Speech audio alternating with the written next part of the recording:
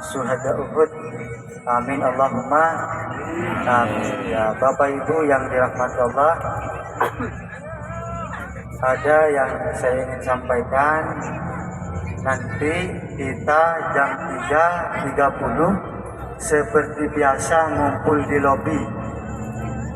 lobi untuk melaksanakan sholat tahajud bersama seperti tadi malam ya, jam 3.30 ya. Kemudian besok insya Allah ibu dan bapak akan memasuki rodoh ya, akan memasuki rodoh.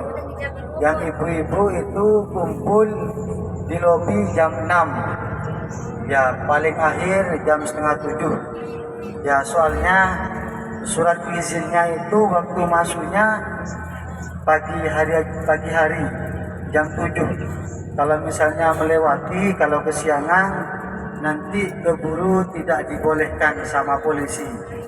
Makanya minta kerjasamanya Bu ya, setelah melaksanakan sholat di Masjid Nabawi, usahakan nanti langsung ke hotel, jangan kemana-mana dulu Bu ya. Langsung ke hotel, sarapan, setelah itu langsung ngumpul di lobi. Yang nggak punya wudhu, ambil wudhu ya, karena nanti di raudhah Bapak Ibu akan melaksanakan sholat ya. Yang nggak punya wudhu, ambil wudhu. Jam 7 nanti insya Allah akan ditemani sama ustazah. Nanti ada ustazahnya yang menemani Bapak Ibu. Kemudian yang bapak itu ngumpul di lobi jam 3. Besok jam 3 sebelum asar, jam 3 ngumpul di lobi Pak ya. Setelah itu nanti kita bersama-sama, termasuk saya juga Pak Kiai, itu akan berangkat menuju ke Masjid Nabawi. Nanti di sana cari tempat yang terdepan yang bagian luar Masjid Nabawi. Di situ tempat antrian biasanya ketika mau masuk ke rodoh ya. Besok jam 3 yang bapak-bapak ngumpul di lobi, kemudian yang ibu-ibu jam 6 ya, jam 6 atau jam setengah 7 boleh ya. Kesempatan ke rodoh cuma 1 kali, jadi saya harap minta kerjasamanya Pak ya Bu ya, agar supaya bisa masuk semua, agar supaya tidak ada yang telat ya. Karena yang disampaikan oleh Kiai kemarin di rodoh itu taman-taman surga ya. Jadi Bapak Ibu besok kalau semuanya diberi kelancaran akan menempati taman-taman surga semuanya. Amin Allahumma amin. Ya Bapak Ibu yang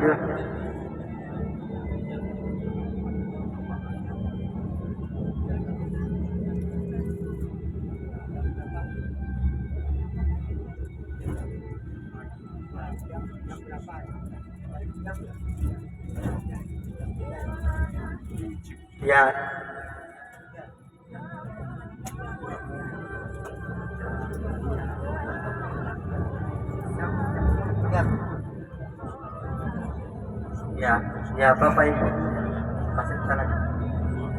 ya Bapak Ibu yang dirahmati Allah, lihatlah di depan kita ya, yang di samping kiri ini namanya Masjid Kiblaten ya. Ya ini Bu ya, jadi dahulu itu Rasulullah sebelum menghadap ke Ka'bah, dulu itu menghadapnya ke Baitul Maqdis ya, ke Baitul Maqdis yaitu di Palestina yang sekarang perang Bu ya. Semoga semuanya di sana diberi keselamatan ya, diberi kesehatan semuanya ya. Jadi dulu Rasulullah sebelum menghadap ke Ka'bah itu menghadap ke Palestina atau Masjidil Aqsa ya. Setelah Rasulullah melaksanakan sholat di masjid tersebut, lalu turunlah malaikat Jibril menyampaikan wahyu yang berbunyi fawalli wajhaka sadral Masjidil Haram ya, palingkanlah mukamu ke arah Masjidil Haram wahai suma kuntum fawallu wujuhakum satrah. Dimanapun kalian berada, palingkanlah mukamu ke arah Masjidil Haram. Jadi Rasulullah dahulu ketika sholat di situ melaksanakan sholat duhur itu menghadap ke Baitul Maqdis. Ya, lalu malaikat Jibril datang ya seperti yang saya sampaikan, menyuruh untuk menghadap ke arah Ka'bah. 2 rakaat di Baitul Maqdis, kemudian 2 rakaat lagi menghadap ke Ka'bah. Ya, kenapa malaikat Jibril atau Allah untuk menghadap ke Ka'bah? Karena di situ Rasulullah ketika sholat di Masjid Nabawi selalu melihat-lihat ke atas, selalu menengajah ke atas.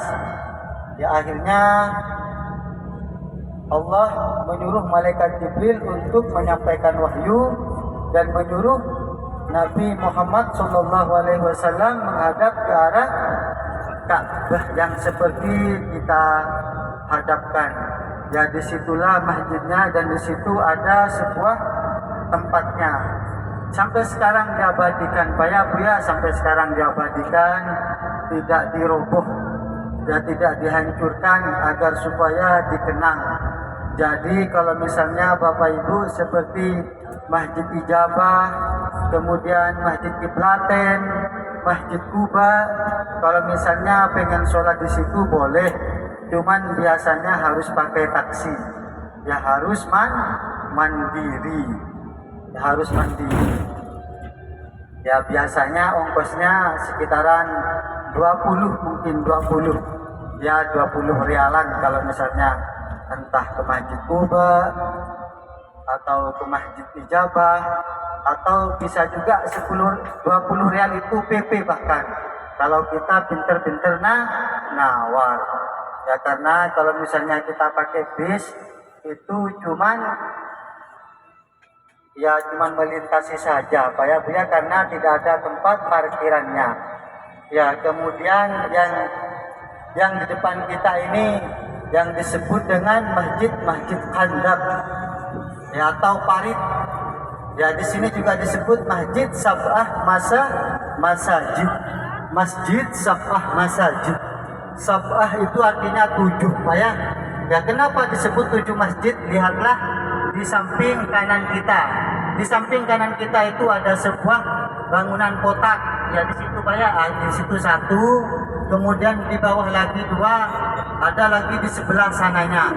Ya, itu sebenarnya dahulu bukan masjid, tapi pos yang ditempati oleh sahabat-sahabat Rasulullah. Ya, di situ ada 7, tapi sekarang sudah berkurang karena perluasan jalan. Ya, ada 7, sekarang berkurang karena ada perluasan jalan dirobohkan. Ya, hanya ada beberapa. Yang menempati siapa saja? Yang menempati salah satunya sahabat Rasulullah Abu Bakar As-Siddiq radhiyallahu anhu, kemudian Umar bin Khattab dan juga Utsman bin Affan dan Ali bin Abi Thalib dan juga sahabat-sahabat Rasulullah yang lainnya. Untuk apa berada di situ? Dulu setelah perang Uhud terjadi suatu peperangan lagi Pak ya, yang disebut perang parit. Ya, perang parit itu perang yang menggali lubang. Ya, parit artinya itu menggali lubang Pak ya, lubang yang sangat dalam, kemudian sangat panjang. Di saat itu orang kafir Quraisy ingin menyerang kota Madinah, ingin menyerang pasukan Rasulullah, yaitu yang berjumlah 10.000. Yang berjumlah 10.000. Sedangkan Rasulullah itu pasukannya cuma 3.000. Kemudian ada orang Persia yang baru mualaf, yang namanya Salman Al-Farisi. Salman Al-Farisi ayah dari Ajwa tersebut yang mewakafkan tanah untuk Rasulullah. Ya, ayah dari Ajwa.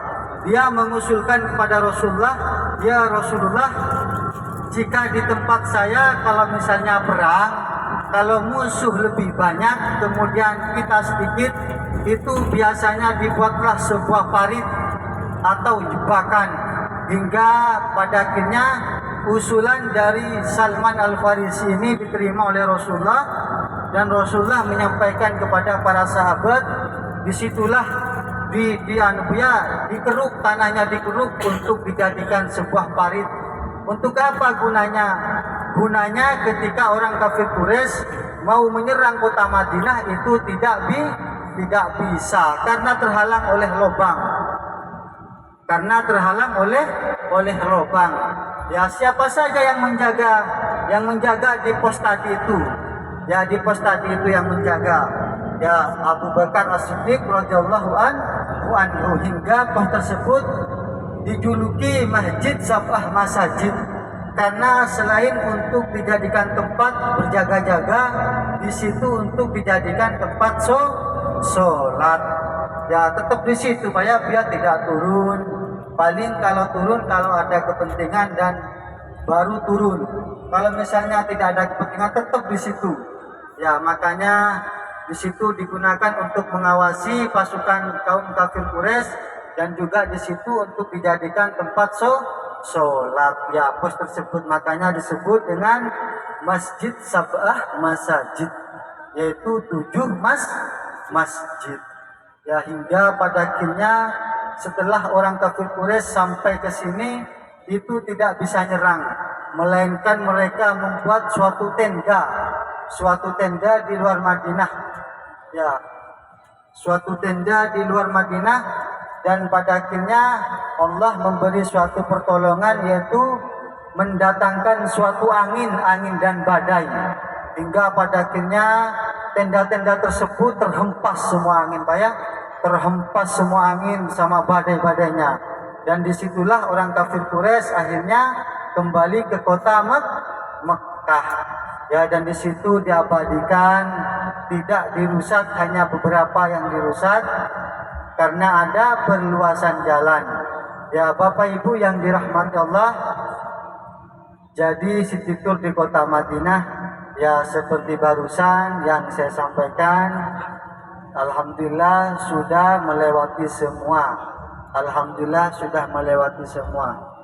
Dan ini tadi ada yang nanya, saya belum menyampaikan. Tadi ada bapak-bapak yang nanya, Mas, kalau misalnya saya bawa Al-Quran dari Indonesia kemudian taruh di masjid, boleh enggak? Katanya boleh Pak ya. Kalau misalnya Bapak Ibu bawa Al-Quran dari Indonesia kemudian taruh di masjid, boleh. Cuman nanti dikeluarkan kembali. Ya, dikeluarkan kembali, disortir. Karena yang di Masjid Nabawi ataupun Masjidil Haram di Mekah itu biasanya menerima Al-Quran yang cetakan asli Madinah. Banyak yang jualan di dekat-dekat hotel kita itu harganya ada yang 70, ada yang 80, dan juga ada yang bukan percetakan Madinah yang harganya murah. Ya, ada yang harga 30. Jadi misalnya di antara Bapak Ibu ada yang mau mewakafkan Al-Quran, boleh menyampaikan ke kiai juga boleh. Ya, menyampaikan ke kiai. Nanti insya Allah saya akan menyuruh teman saya, biasanya harganya 50 rial. Harganya yang asli yang diterima oleh Masjidil Haram ataupun Masjid Nabawi itu yang asli cetakan Madinah. Harganya 50 rial. Boleh nanti sampaikan ke kiai siapa saja. Misalnya buat keluarga yang sudah tiada juga boleh. Ya, atau mungkin mewakafkan kursi juga boleh Pak ya Bu ya. Biasanya kursi itu baik ditaruh di Masjid Nabawi ataupun di Mekah. Ya, kursi untuk apa? Biasanya kursi itu disediakan buat orang yang misalnya susah berdiri. Itu biasanya pakai kursi. Harganya kalau kursi kalau bukan 20 rial atau 15-an gitu. Apa 10 lebih murah kalau kursi. Ya jadi mewakafkan itu sangatlah perlu buat Bapak Ibu, terutama buat keluarga kita yang sudah tiada. Karena termasuk misalnya kursi, ketika digunakan oleh orang ketika sholat, maka pahalanya akan mengalir kepada kita. Sama juga Al-Quran, ketika kita Al-Quran yang kita taruh di masjid dibaca oleh seseorang, maka pahalanya akan mengalir, apalagi buat keluarga yang sudah tiada.